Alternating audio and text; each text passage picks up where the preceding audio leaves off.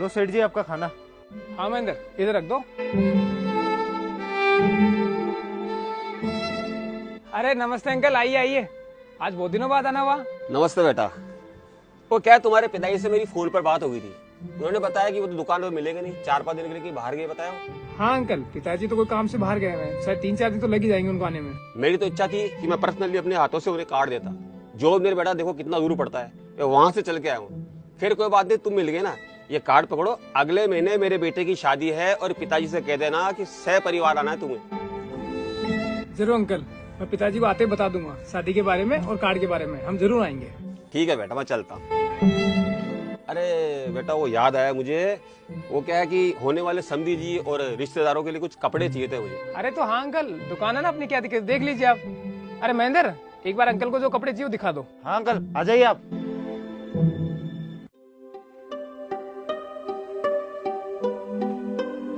लीजिए अंकल, आपने जो सामान बोला वो मैंने सारा ला दिया। और कुछ चाहिए?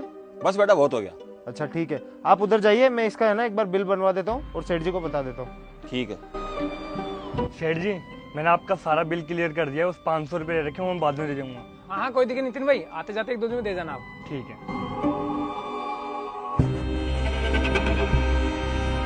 लीजिए सेठ जी, ये अंकल के सारे कपड़े आ गए। अच्छा, हो गया पूरा अंकल का? चलो एक काम करो, मुझे एक बार बता दो क्या क्या है, मैं बिल बना देता हूँ। देखिए सेठ जी, ये 3 तो हैवी बेस है और ये 3 जरी की साड़ियाँ हैं। ठीक है। और ये 3 अपने प्योर में आ गई। और ये 6 पीस के है ना, पैंट और शर्ट है दोनों। अच्छा ठीक है।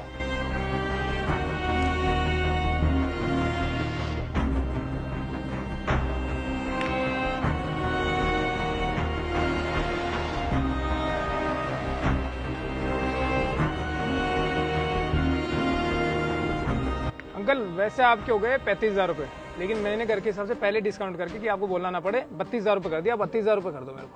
अरे बेटा, मुझे तुम पे पूरा विश्वास है, इस तारीख के अंदर तुम गलत थोड़ी ना लगाओगे। लेकिन बेटा बात ये कि अब ये जो बिल है, ये शादी के 10 दिन बाद में तुम्हें पेमेंट करूंगा। अंकल मैं हाथ जोड़ के माफी मांगता हूँ आपसे ना, बुरा मत मानिए, लेकिन आपको ये जो बिल बनाना ये केस में देना पड़ेगा, मैं उधार नहीं दे सकता। अरे तो बेटा, मैं कौन सा भाग के जा रहा हूँ? शादी के 10 दिन बाद तो मैं तुम्हारा पूरा पेमेंट कर ही रहा हूँ ना। अब रिश्तेदारी के अंदर इतना तो कर ही सकते हो। अंकल अगर रिश्तेदारी की बात है ना, तो आप मुझे बोलिएगा, शादी के 2 दिन पहले आपके वहाँ आ जाऊंगा और जो बोलेंगे वो काम करूंगा शादी में।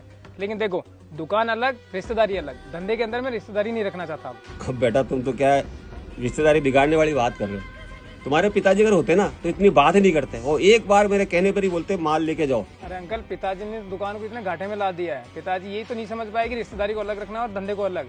अब देखो, यहाँ पिताजी तो बैठते नहीं है, मैंने उनको साफ बोल दिया कि धंधा मैं मेरे हिसाब से चलाऊंगा, क्योंकि जितने भी रिश्तेदारों को उन्होंने उधार दिया ना, उन्होंने आज तक 1 रुपया नहीं दिया और ऊपर से व्यवहार और खराब कर लिया। कमाल है बेटा, मुझे तो तुम ज्ञान दे रहे हो, और अभी थोड़ी देर पहले तुमने उस लड़के को 500 रुपए भी मेरे सामने उधारी दी।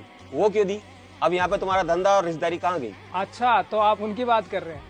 आप खुद देखिए, उन्होंने 18,000 का माल लिया, उसमें से सिर्फ 500 रुपये उधार रख के गए और उसके अंदर मेरे कम से कम 4,000 रुपये बचत थी।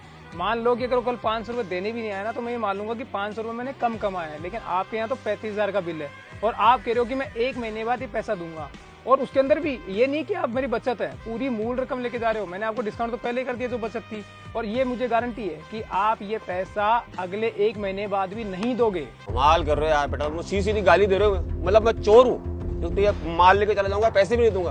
अंकल सच हमेशा कड़ा होता है, लगा ना आपको बुरा, और मैं समझाता हूँ कि होगा क्या। शादी के बाद आप तो फ्री हो जाएंगे, उसके बाद जब मैं आपसे पैसे मांगने आऊंगा तो आप मेरे को 15 दिन, 1 महीना, 2 महीने, 4 महीने, 6 महीने, 8 महीने, 10 महीने और साल भर का टाइम देंगे कि बेटा पैसे नहीं आए।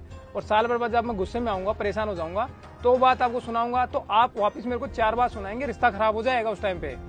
अरे बेटा, हर आदमी एक जैसा नहीं होता, ये 5 उंगलियां बराबर नहीं होती है। तुमने क्या गधे घोड़े सब एक समान कर दिए। अरे मैं ईमानदार आदमी हूँ और पैसा टाइम पे दूंगा, कभी रिश्ता खराब नहीं होने दूंगा। अंकल ये सब पहले कहने की बातें होती है, पैसा लेने के बाद कोई रिश्तेदार ऐसी बातें नहीं बोलता, बाद में तो झगड़े होते हैं।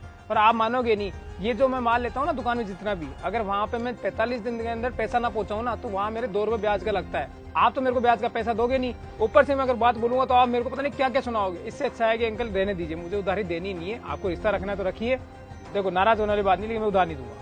फिर रहने दो बेटा, मुझे भी ऐसा रिश्ता नहीं चाहिए जो ना मुझ पर विश्वास करे और ना मेरे आड़े वक्त में काम आए। देखा अंकल, पैसों के लिए ये रिश्ता 1 साल बाद खराब होता, मैं यही बोल रहा था ना, और ये रिश्ता आपने अभी खराब कर लिया पैसों के लिए। चलो कोरना, ये तो होता रहता है दुकानदार के साथ। अब आप बताइए, शादी में पधारना है या यहाँ भी नहीं आना? अब जब रिश्ता खराब हो ही गया बेटा तो रहने दो, फिर ये कार्ड मुझे वापस कर दो थोड़े।